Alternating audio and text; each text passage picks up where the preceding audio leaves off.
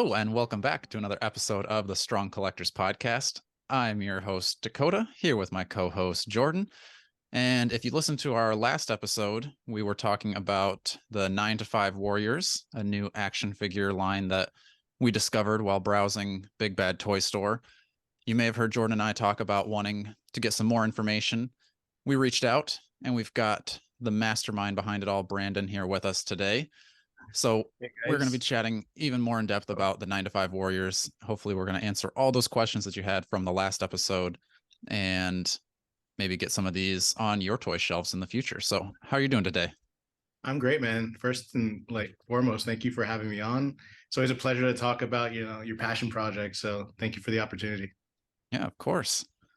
So one of the first questions we always ask our interviewees is, what are you excited about collecting now? Or what even got you into collecting? I know you've got kind of, for our YouTube audience, they can see your display there behind you, but what do you like collecting?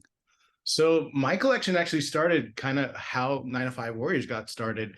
So 10, 12 years ago, I went to a restaurant in LA and it was a diner, super packed, and they had a cool toy store next to it. And they had a cool setup basically. So while you wait for a table, you go shop around the toy store and there's an intercom, yep, your table's ready.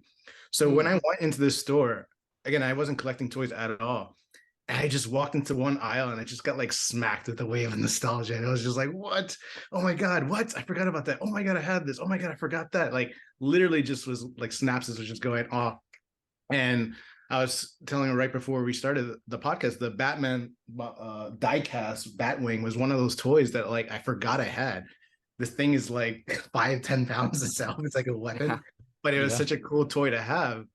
And I mean, I'm sure all the collectors can agree. Once that nostalgia hits, then it's just game over. If I show you the full room, you'd see quickly that I went from zero toys to having an entire room dedicated to one. That's almost exactly how Jordan and I had, I got out my old toys because I had packed up all my old Marvel action figures because I wanted to give them to my kid when I was older. I got them out because if you don't move them around, sometimes the joint gets stuck and then they snap. So I always get them out every year or two to move them around, and then I laid them all out, and then I found a Facebook group with people in it, and then here we are. Found another one, and then he got me in on it, and yeah, the Facebook groups were dangerous. And then every single time you discover something, oh my God, I forgot about that. It's like bought. It's like, damn it. So what were you collecting as a kid? Was it mostly superhero stuff, G.I. Joes, Transformers? So for me, I was big on Ninja Turtles, G.I. Joe. I'm looking around the room, and X-Men. Those are the biggest ones. Toy Biz specifically, and then later on, I discovered in '93 when I was I don't know, 8, I guess. I discovered Food Fighters, and that was already when it was discontinued. So I forget even how I discovered it. Became obsessed with it. I needed it. I wanted it. And those are the coolest toys. I was like, I don't know. This is so cool. It's squishy like a dog toy, but random, Yeah. Ninja Turtles, I would say, is hands down the most impactful one, the most requested as a kid. The pizza thrower was one of my favorite toys. And yeah, Ninja Turtles 100%. Do you do any Ninja Turtle stuff currently? Or so I was going to say, which is funny. My collection only has 2 vintage Ninja Turtle collection, and that is because I know if I go down that route, I'll be so in debt. It's you don't know how it sucks too. The prices have gone so high up, and when I started 10 years ago, I thought they were expensive. I wish I did that. That would have been a nice investment right there. But yeah, honestly, no. I can't look for Ninja Turtles right now because it's one of those things. It's I have to buy it. I'm a box collector too, so I don't really have too many loose figures, and that's what makes it even worse. Is that obviously I'm looking for that shelf, quality product. Yeah, and I only have 2, which is Metalhead and Krang. And Metalhead, just because it was such a unique character and it was really cool, shiny. It glows red when they put it underneath for a light bulb, and as a kid, that just blew my mind. Yeah, that's awesome. Very cool. All right. So like I said earlier, we did a episode talking about kind of just our almost our first looks at the 9 to 5 Warriors, but now that we have you here, can you give us just like a brief overview of what it all is and kind of your vision for it? For sure. So 95 Warriors is a 90s inspired action figure line that is aiming to recapture the magic of the Saturday morning cartoon era. And what I mean by that is, like, to me back then was all about story and imagination. We lived in a world where, there is a set time to watch a cartoon, and after that, Netflix wasn't there to like make sure you watch this one, make sure you watch this one, make sure you watch this one, and like you get trapped in that content loop. No, when the show ended, the adventures for what you saw on screen continued in your hands with your toys, and I thought that was such a magical time. Whether it's your imagination going wild or whatever, or maybe it's just a time period of your being young, but to me, that was what made toys so great. So when I walked into that toy store, like I said, I was hit with that wave. I was like, what is this? This is amazing feeling. And just give a little backstory. Like, I'm in video production, so I know how to make a great video convey some sort of emotion. I never felt that way about a physical product. So in my mind, I was like, I want to create something like this. I want to create a toy. Yeah. And yeah, so from right at that moment, I knew I wanted to make a toy. I had no idea how. I just knew whatever element of the toy I wanted to make has to have a story. So I focused on that. Cool. Yeah, I thought that was interesting because I saw that you had mentioned kind of like watching those like Saturday morning cartoons, and then like the cartoon ends and you got to wait till next Saturday morning cartoons to see the next episode. I hadn't really thought about that because like I've kind of thought, like, going through the toy aisles, I'm like, it just really doesn't seem like kids are playing with toys anymore. Like they've got their iPads, they're doing like technology, which I'm sure probably is what adults said when we were playing video games when we were kids, but like it seems even more so now, where I guess I don't know, like, as maybe now you're making toys, is it true that kids are playing with toys less? Because I never thought of that as like Netflix just gives you the next episode. You don't ever have to make up a story in your head with your action figures. It's just going to be there for binge watching now. I think in my line of duty, like of having an agency and working with so many brands around the world, different industries, what people don't realize is that, like, we're in like an attention economy. Like anything that grabs your attention is what every company is fighting for. So going back to the way we were kids, like there was a time for everything, and there's a set time. Like you watch TV, you go to the room to watch TV. You want to play a video game. If you're lucky, you have a room like your bedroom with a TV. I mean, like a TV game set up for that console. If you want to make a phone call, you go to the kitchen and you're on the phone call station. Like there's a place and time dedicated for every activity. And now with like a phone, you have everything in your pocket, everything in your instant on demand, you're just sucked in. So to be honest, with kids today, like I know every adult, don't be close to the TV. You're gonna like everyone, every generation has that kind of warning for kids. But I do think kids honestly today are so like zapped out of that free time, like, and I do think that free time was a time for imagination. So like you really develop. I know they play with toys, and they're definitely toys that are related to video games that they're either, exposed to, or a YouTube channel that they're exposed to. I don't think it's on the same level of what we experience of like having, a cartoon series, a freaking like lunchbox, like your backpack, your like every single thing themed to that world. And so with 9 to 5 Warriors, I really wanted to find a way to like recapture that. Yeah, and that's what I thought was really cool. I thought you said you kind of saw our episode, but we were going through the website a bit, just kind of reading that there's like a backstory. Yeah, enough of a backstory to kind of give you an idea of what these characters are, but also like giving you freedom to sort of interpret things the way that you would like to, so we thought it was kind of cool that like for office supplies and toys, you have this backstory of like each character has a different bio. And I think I remember that as a kid too. You'd have action figures with their bios on the back, or stats or things. So I guess like the process of, we were just curious, like also as far as coming up with the different ideas for the different characters, because we were sort of just spitballing for fun, and like we're having a great time just thinking of ideas. But is it just kind of concepts that like you come up with for the characters, or do you collaborate with anybody on? I know you have an artist that did the comic, but how does that kind of all break down?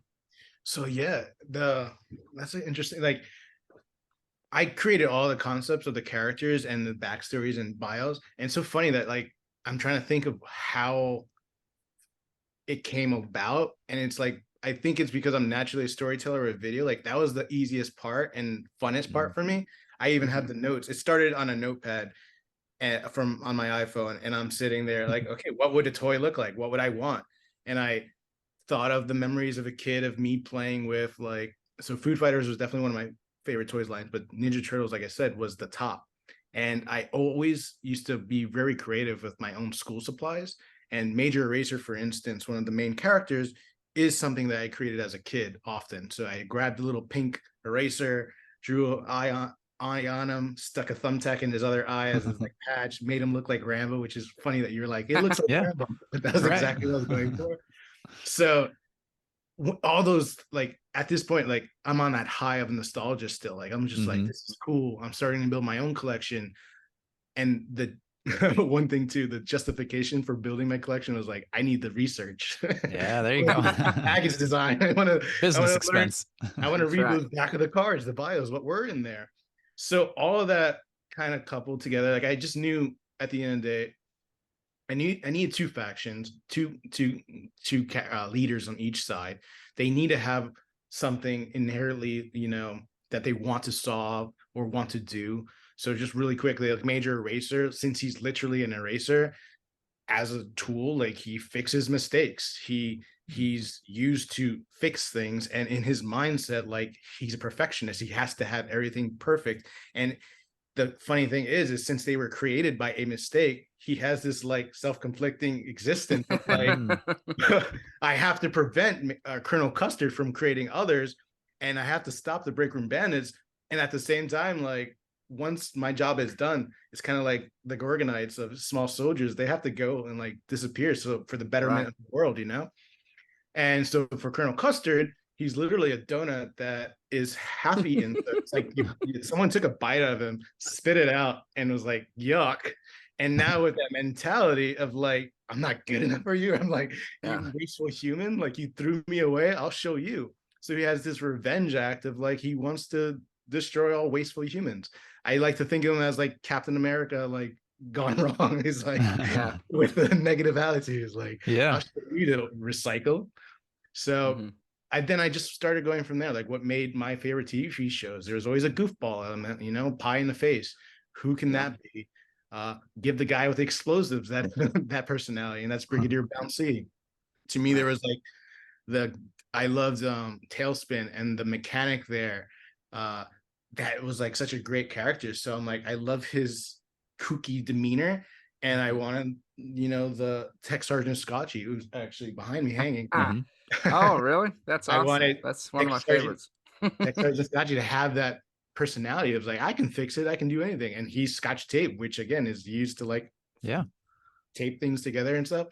So it's kind of cool. Like everything started like falling into place very quickly. It wasn't actually like a struggle. That's why I kind of like now thinking back, like I think that was the first and fastest thing I ever did with the line, you know? That's really cool. Like, I mean, that's one of the reasons why it's awesome to have you here to talk to us about these figures, because like we can read those bios on like each individual figure, but you can't be like, oh, here's the backstory. It's like, here's the quick little like back of the package kind of thing, like you said. But then you get into like, oh no, this is the psychology of Major Eraser and like why he's this way and what he's thinking about as he's going through his day. So that's pretty fun. I didn't even think that deeply into it, but it makes a lot of sense that that's how they are. That's super cool. It was cool to see again, to go through it and see your first impressions on everything. I was like, yes, they got it.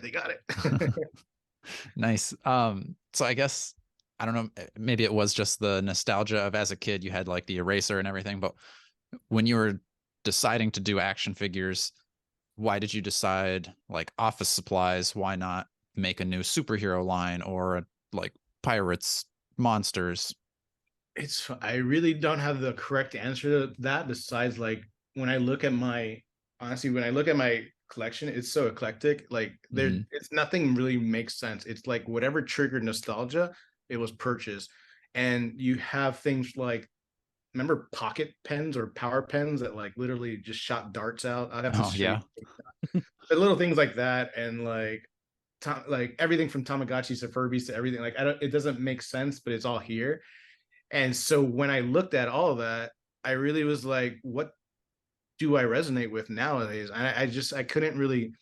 I The first thoughts were like what I did as a kid was playing with the school supplies, and Major Racer came to mind. And I'm like, well, who would Major Racer fight? And then Food Fighters came to mind. I'm like, well, I love that line too. Like it could be food versus school supplies. Like, Classroom Crusades, Classroom Clashers. No, it's got to be for adults. 9 to 5, like it started. You see where Yeah. it formulated, and voila, 9 to 5 Warriors is created, and I was like, this is cool. I could see myself, really, as I said, like everything kind of just spun off really quickly off of that. Until you said that, I didn't even realize that it was food versus office supplies. I was just like, they were all intermixed in my head, but that's fun. What it was cool is that you saw that too when you're going through, like each side technically has one of the others. So number 2 is Mhm. on the food side, and he's just as rotten as the food that surrounds him, is his motto. Yeah. Because like he's vindictive, he's evil, he's number 2, always looking to be number 1. And Mhm. then Corporal Can, who's literally, the way I like to see it is, since he's a can of peanuts, he's got some preservatives in him, so he doesn't experience the whole Mm. rotten, I'm gonna get thrown away. He's like, he's got the shelf life, and he Gotcha. doesn't have the anger of the other rotten foods that get like literally thrown away into like trash. So he's a pacifist. He's like a scaredy can is his nickname. It just creates tension, creates like a story arc for everyone, and like it's fun how it, like, I mean, this is all playing out in my head, and like praying Mhm. that I get the opportunity to create more comics and like TV shows, whatever, in the future. But in my head, this was like what's going around, and like this is gonna make a great toy, I hope. Yeah. And then how did you come up with those like obviously Major Eraser you had as a kid, but like how did you come up with a donut and a stack of Pringle chips and a rubber band ball? Like I was it a lot think of trial and error? You had a bunch of things and these are what made it, and there's others on the cutting room floor, or just this was like it's funny. all I should, like, I'll screen record my note of that day, and Mhm. like I'll probably be like, oh, this is what I thought, but I shit you not, it was probably just like rubber band balls. Yeah. Why not? Yeah. And then scotch tape, of course. Why Yeah. not? And pencils, of course. And I don't think there was too much thought of like what else. Like when I looked at my favorite Food Fighter figures, I was like, what could be the next evolution of them? Mhm. Donuts are classic for an office, chips are classic for an office. I look for junk food, half-eaten sandwich, classic for an office. But the copy, like, there's a million other characters on the backlist, like I'm waiting to develop, because again, with Colonel Custard, his goal is to take over the office. So as long as he keeps getting the can of Jensei, which is the Japanese energy drink that created them all, Okay. as long as he keeps getting that, he creates more monstrosities. So I'd love to have a sushi character. I'd love to have, like any other type of thing come to life. But I Cool. think I just started with probably utensils and stuff that were in my house. I was just asking about, because most of them we've seen are in that like 3 3/4. Some of them are a little bigger. Was that kind of more of a practical decision, or was that kind of more evoking those retro toys that weren't always in that 6-inch scale or 7-inch scale that a lot of modern ones are? Yeah, twofold. So yes, to 100%, I wanted to create like a 3.75-inch line. Like to me, that's what a majority of my toys were. And GI Joe again was a big toy for me, so it was a reference of like I would love GI Joe. I just liked anything like that was tiny, and Mhm. it wasn't. I want to emphasize this. It wasn't until I got the prototypes and I really started realizing how cool that size actually is. Where your desk, your kitchen, your living room, everything actually becomes a life size playset. And I Mhm. was like, Mhm. yes, this is gonna be cool. And like I just started playing with it naturally. And I think you're saying it in your in the previous episode, is like you can see this at your desk and you like tinkering Mhm. with it and whatnot. And that's what I would hope, that you would hide it behind a file cabinet, and because they're Mhm. spying on the others, and you can create your own adventures is what I'm hoping for. So everything kind of fell into line. Like I wanted to create the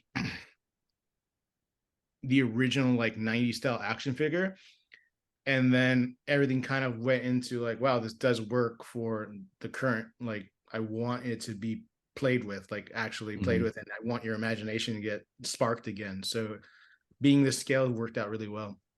That's awesome. Yeah, I think kind of like you mentioned in that previous episode of it kind of like brings everything to life. Like admittedly, Jordan and I are not big fans of a 3 3/4 line. We grew up kind of like with Marvel Legends that are 6-inch scale. My He-Mans were about 6 inches. Even my uncle's old He-Mans were bigger than 3 3/4, not quite 6 inches, but like it excites me about these being 3 3/4 just because it's to an actual scale. Kind of like we said, it's like I don't want a 6-inch eraser. That's not real. But if I have a 3 3/4 inch eraser, that's more likely. If it's the size of an actual sandwich, that's more fun than it being like, oh, I got this giant figure, but I can't really put that around my office and like be a part of the story. Yeah. So I guess, was that a part of your like original idea, was like, if somebody takes this to their cubicle, not only am I giving them like Jordan and I kind of have our scenes playing out behind us on our shelves, but like now I'm a part of the story with my action figures, and I'm like in this like war between both sides. 100%. Yeah, that's what I'm hoping for, is that you start. When I first started this, again, like I had no idea how to create a toy, so I focused on things I knew how to Google and kind of create cheap, and that's usually paper products.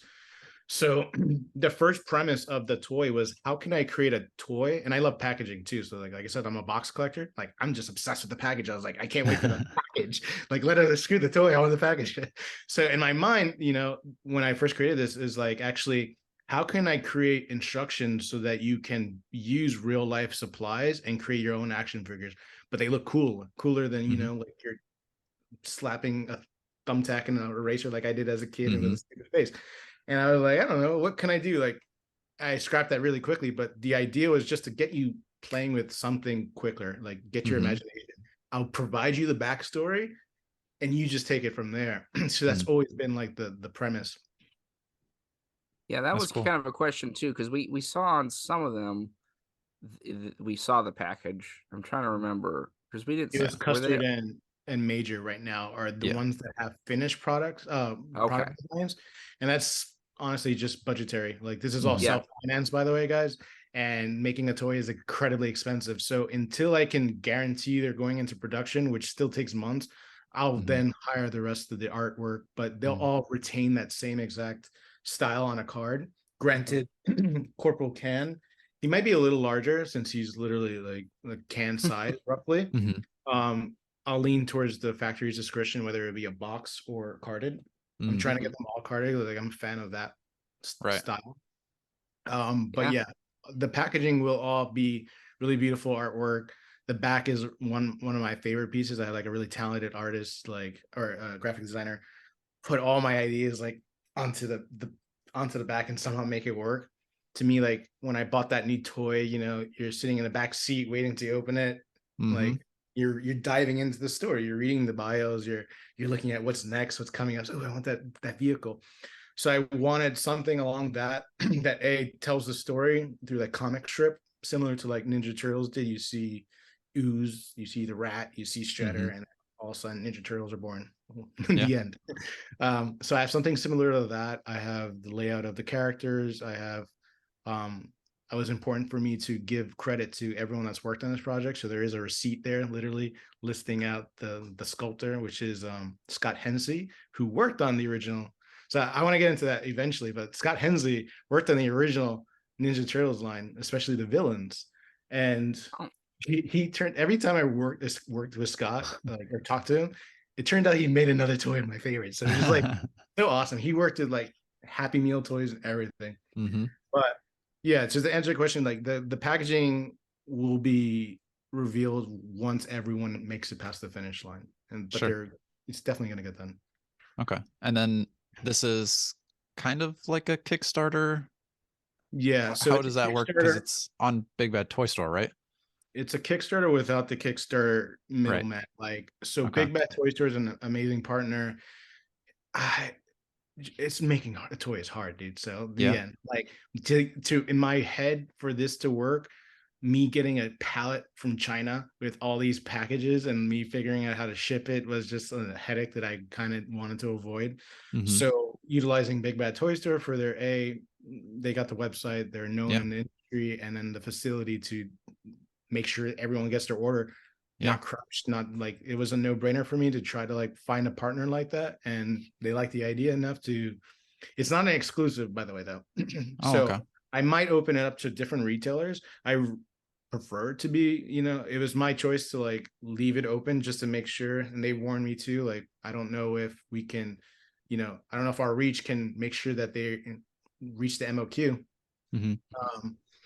So it's open for whomever wants to be part of that and a retailer. And that's what's cool is like right now, Big Bad Toy Store has been the home and it's been great. Awesome. So do you have like a number like that it has to get to before production starts, or like when is like the cutoff where it's like we made it or we didn't make it, or is there a point where you're just kind of keep pushing it back? So when I did the kicks, so full discretion, I created a Kickstarter last year around this time, and I didn't know what I was doing again. And I kind of wanted to like, in a sense of marketing. So running a Kickstarter, for it to be successful, you really need a following and you need to do marketing like 6 months prior. I didn't know that. I was just like excited to share what I've been working on, my baby. And there was the only 2 prototypes at the time, which was Major and Custard. I launched and everyone was like, don't launch until you do marketing. I'm like, I just want to launch. And then I read Kickstarter and like they say, oh, it should be 30 days. The most successful ones are usually 30 days. So I'm like, okay, 30 days. And then my clock started right that moment. I hit 30 days. I started marketing on that day. All the press and all the intrigue and people finding out about it started about 28 days later. So like now I got 2 days to reach $30,000 or whatever I was asking for. So it failed. And I honestly, it failed for a reason because I'm glad, again, going back to like, I don't want to receive a pallet worth of stuff. I don't know how to do distribution. And so I took that year to focus on one of the biggest things was like, will there be more characters? Can we see more of where this is going to go? And I'm like, all right, let's do that. Even though people in the industry are like, only do 2, man. Just do 2 at a time. I was like, no, I want them all. Yeah. I don't know. I'm very happy with all the way they came out, and the reception has been great so far. That's awesome. And so the I don't know if you asked, but like the order quantity that it has to reach right now is 500 of each. So pre-orders of 500 of each character. Once any character reaches 500, then it goes into production. So there could be a chance where not all of them make it. But if I'm honest, the beautiful thing is that the one reason I really wanted to do all 10 is because everyone resonates with someone different. Like, straight up. So I keep getting DMs like, oh my God, Corporal Can's my favorite. I'm like, that's crazy. I was skeptical making a toy out of a can. Like, how do you make a toy out of a can? Cool. Right. And my mind was like, bucket of Army Men. Those are cool back then. Like, I love the Army Men toys. So that's what was inside of his head, Peanut Army Men. Can you see kind of how each one is tracking? Like, is somebody in the lead? I don't know if you're able to share that stuff with us. I'm interested in it. Please, yeah. And just so you know, if you're on the fence of ordering and pre-ordering, and whether it's financial reasons, like the beauty of Big Bad Toys there, they don't charge you, as you know, until it ships. So it's not shipping until spring or summer. So you have all that time to really like decide if you want it or not. But if you're interested, it helps me out tremendously just clicking the pre-order, because nothing hurts, it just shows that like there's a demand for it at least. Yeah. So at the moment, out of a shocker, is Commodore Chris, which is the stack of Pringles, is number 1.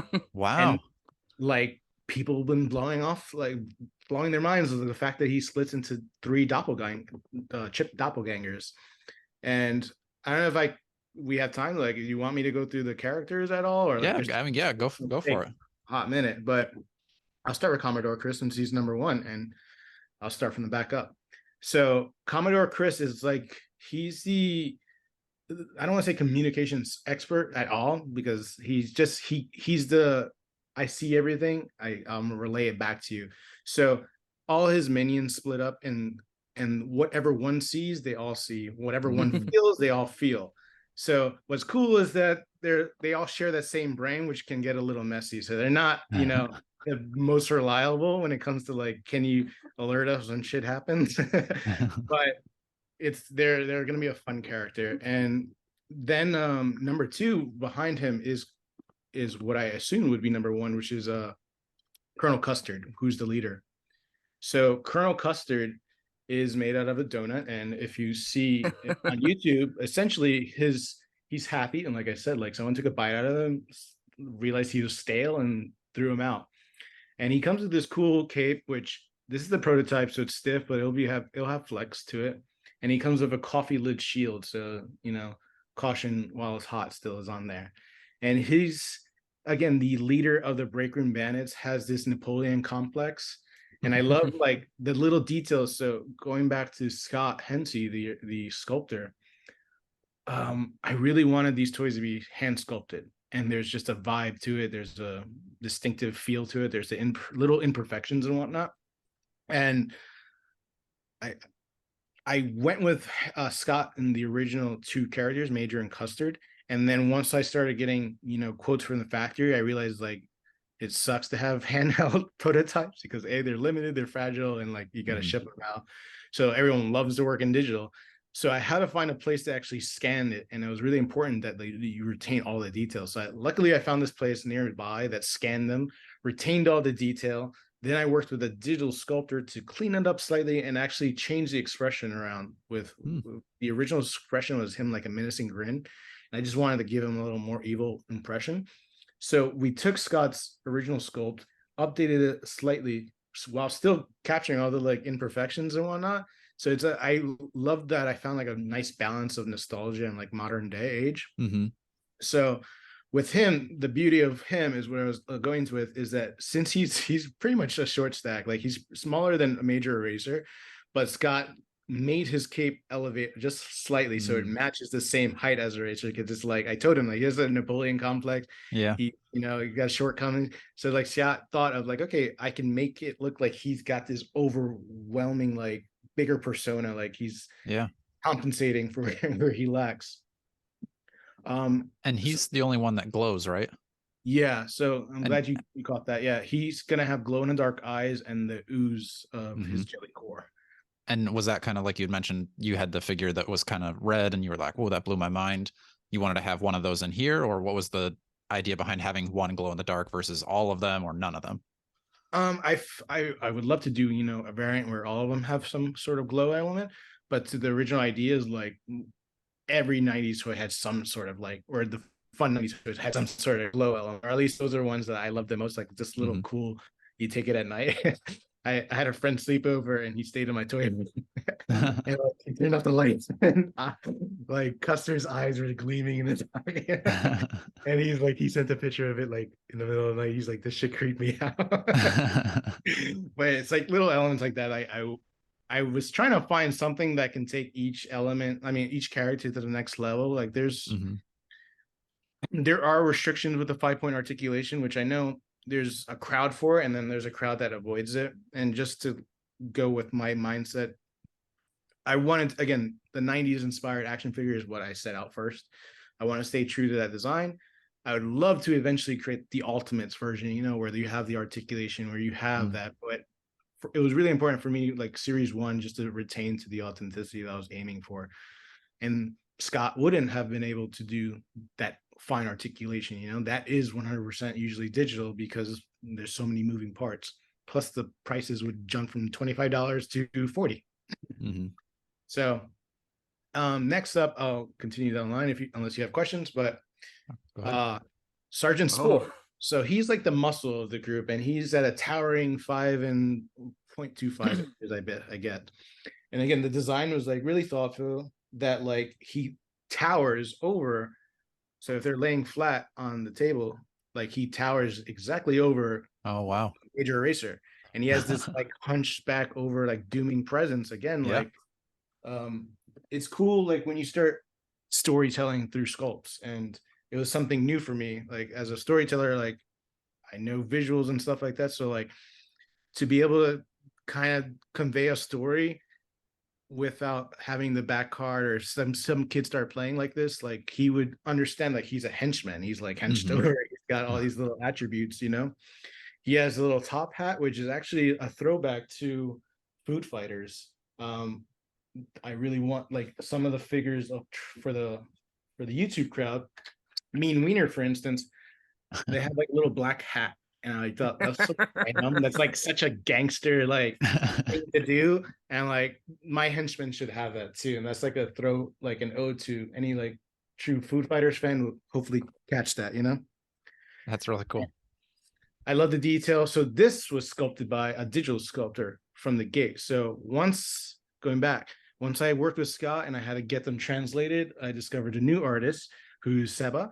And he's worked with the Plunderlings. So if you guys haven't heard of the indie toy line Plunderlings, totally recommend it. Like Ricardo is the creator of that. Such a creative, fun line that is just beaming personalities. It reminds me of like Gargoyles mixed with Smurf, mixed with like, I don't know. It's a cool, and he's worked on that line. And so when he was working with Major and Custard, there were some characters that like Scotchy, for instance, that I knew Scott would have a little trouble getting just right because I wanted the Scotch tape mechanism to work. So at the moment, it's basically 50-50. Scott and Seba basically designed these. And I love that he was actually able to still, capture that 90s feel to it. And I did request, like, don't use symmetry and all these other cool digital tools that save you time. Granted, I'm paying you by the hour, but take a little extra time to not make it so perfect. And he killed it. Like, there's details of, like, he's rotten. There's, maggots crawling on him. And he's the second most. I'm sorry? He's the second most popular? Oh, no. Okay. It goes from Commodore Chris to Colonel Custard and then Racer. But they're all, like, honestly, 3 to 5 steps away from each other. Oh, very cool. At the end of the day, all of them are practically, which is so cool to see. Like, I was fearful, like, would Sugar do well? She's there, too. She's actually number 4, I believe, if not 3. Nice. She might be beating Major. And like I said, the can has been surprisingly doing really well, and people resonate with that. So speaking of Sugar, so she's the one that I wanted like some interchangeability with. She swivels at the waist, so it's a little more limited, but she's like, I love that the base is just like kind of like a statue. In the commercials, I poured like sugar on it to see like she's like literally growing from a pile, and it worked out so well. And like, there's just motion to her without being motion. And again, I'm just playing off of some of the toys that I like, that going back to that whole like imagination as a kid. When I started collecting it again and like held a Ninja Turtle toy for the first time in like 12, 13, 14 years, I was blown away by like how limited the articulation was. I was like, I could have sworn these guys are doing backflips, Right. They're bending it every which way. And that was because my mind made it that way. Yeah. So with her, I have her change out. There's 2 sets of normal arms with a shield, and then like a sword arm, Terminator style, like looking for John Connor. She's going to poke out someone's eye. I like that. And then a strong hand where she's just very powerful. And so like she's Colonel Custer's go-to gal, like the second in command, very powerful. So like the bandits, the commandos usually try to stop her first. She's like the only one that will actually like cause damage. The other guys are kind of goofballs. They're not really reliable. She'll get shit done. And then last but not least, the bandits is number 2. So this is literally a number 2 pencil. He's got a sword that sheaves in the back, really nice design. Scott did this design, and I chose for him to be slanted, and for a reason. Like, so Scott, being one of the original sculptors for Ninja Turtles, he designed the infamous Shredder, which is in that pose of like, right, where he's like hunched over, kind of. He's in that pose specifically to save money and keep packaging consistent, because obviously the turtles were on like 4.5 inches, I believe, and Shredder, being a human, would have standed taller than them. So the designers then like wanted someone slanted, like looks like he's on an even playing field and has like that aggression to him. So I wanted that same style with the ninja character number 2. And so he's a pencil. Like I said, he's with the bandits because when he originally was created, he was on the commando side, and he tried to overthrow Major, and he was eventually casted out and just became a lone wolf. He is technically coming from the same pencil as his brother, which is Lieutenant Lead, the pencil character from the Water Cooler Commandos. So the legend is basically like Alan, the creator of them all. So the story, I don't think we even got into that. So the story really quickly is there's a very creative office loner named Alan McMillan. So in his cubicles, he's usually playing with his own office supplies and leftover food. And he had like his favorite pencil, the best perfect pencil in the world, perfect supply for any job. When the bully snaps it in half, the bully of the office snaps it in half to quickly remedy the situation. Like Alan sharpens the pencil on one end that has the eraser, and then now a pointed tip, and basically it's a normal pencil. It's got the function, it's still a perfect pencil. Then he had this other half of like, I'll sharpen both ends, but this one kind of useless. You can't make a mistake with this pencil. Mm-hmm. So that pressure of not making a mistake gets trickled down into number two's personality. So once they do become alive, this character has this personality of like, he wants to like destroy everything because he's been in this position of having to be perfect and not being an oddball. Like, you would never use this pencil. Why would you use this pencil when you have a perfectly good pencil here? So again, the story elements are like that in my mind are like, that plays for good dynamic. You always kind of want like two brothers that are battling, like whether it's like Street Fighter, you got so that's when it comes to that, those are like the little things I really paid attention to, the character development, and again executed through the sculpts. That's cool. So any other question? I'm losing my voice, so we can also not go through everybody, but no pressure. No, you don't have to. No, I mean, we just think it's interesting because, as we said, we read a little bit on the website of what we could there, but it's fun to kind of hear the depth of thought that it's funny to like, I think that's what makes it so appealing is like their office supplies, but there's like so much lore and almost like a Mortal Kombat style. You've got like this whole backstory, which I find really creative, and I think that's pretty cool, and I think that's an engaging way to, like, I can just see it playing out as, I think I even said this in the first episode, but like a cartoon shorts or so I know you mentioned that. Is that kind of something you just more like things you'd like to do at some point with expansion of the line or brand or whatever that might be like? 100%. Yeah. Like ideally, yeah. If I can get animation's expensive as hell too. Yeah.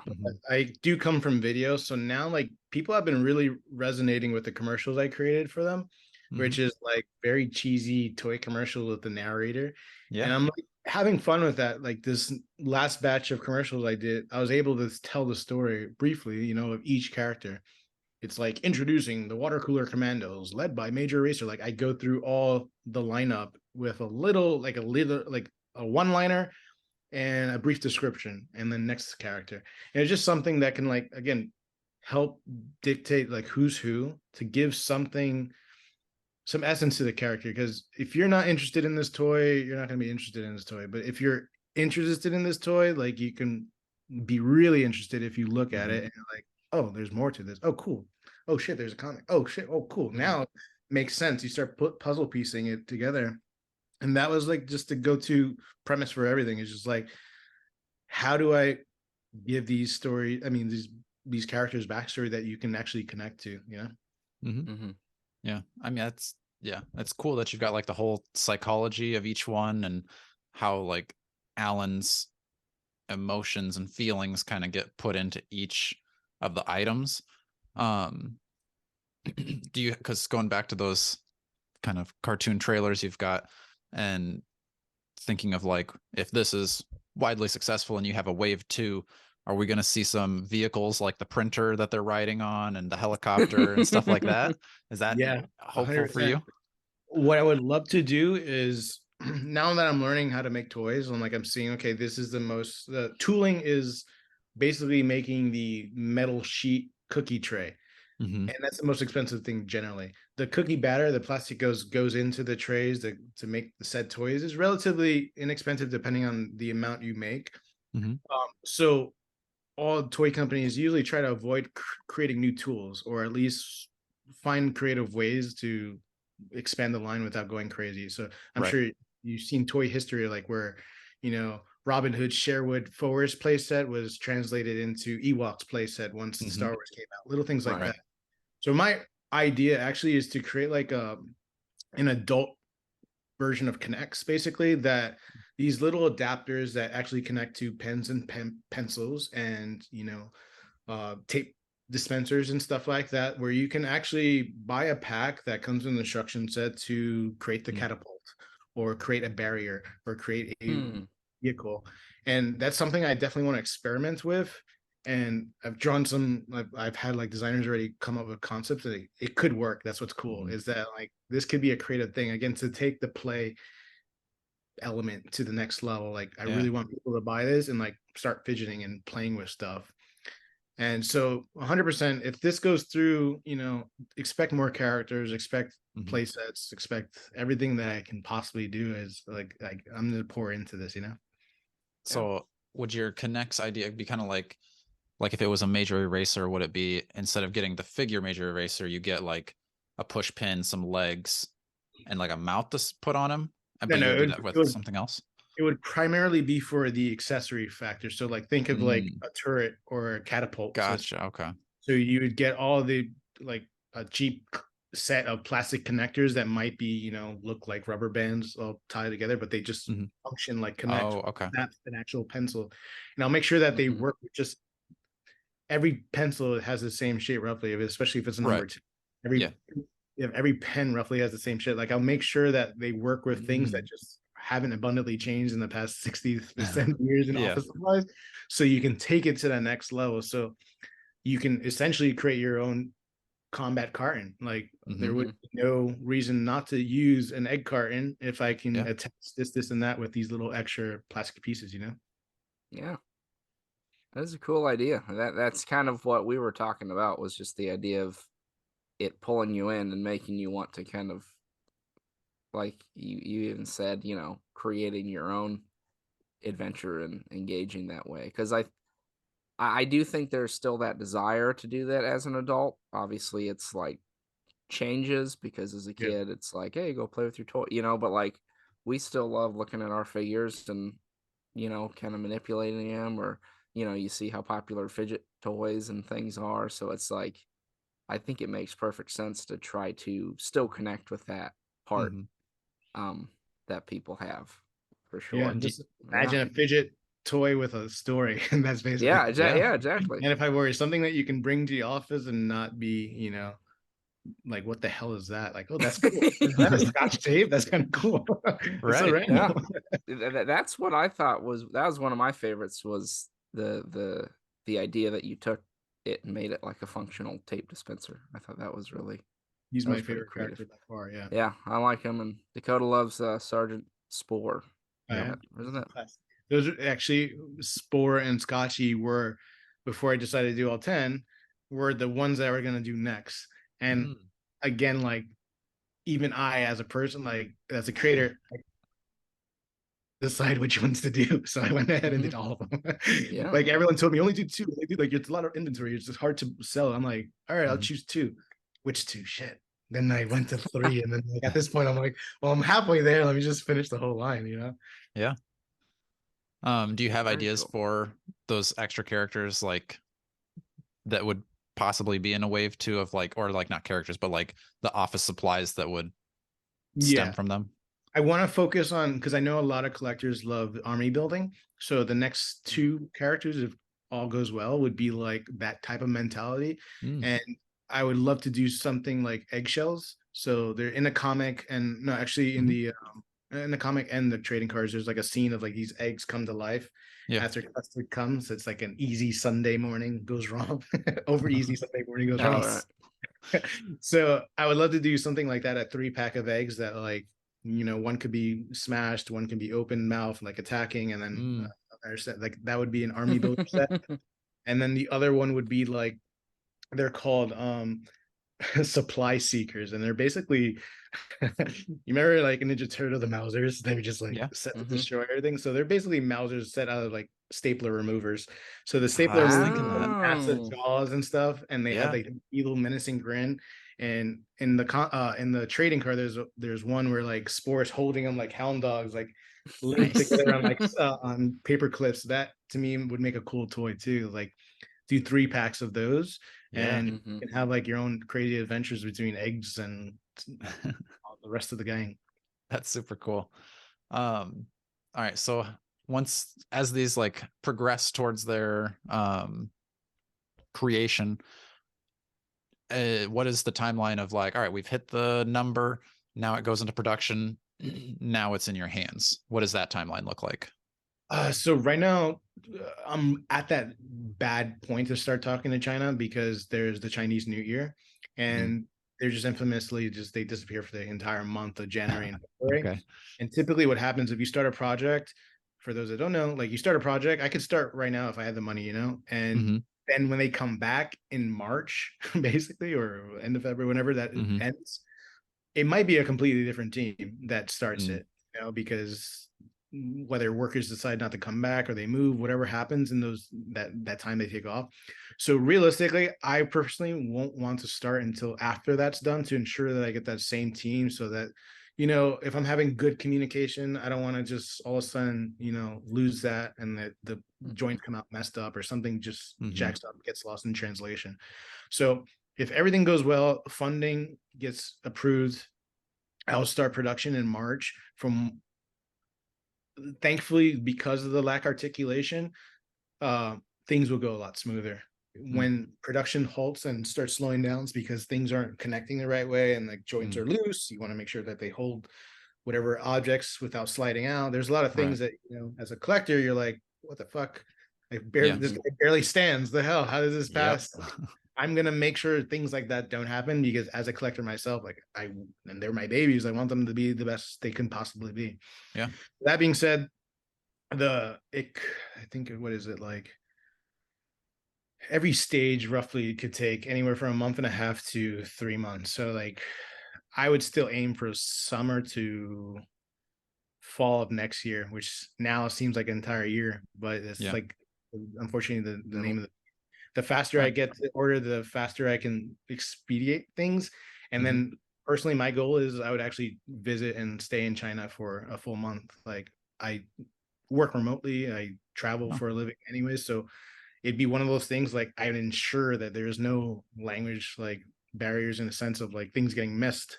So much of the delays literally happen because it's like they're obviously X amount of hours, like 9 hours, I think.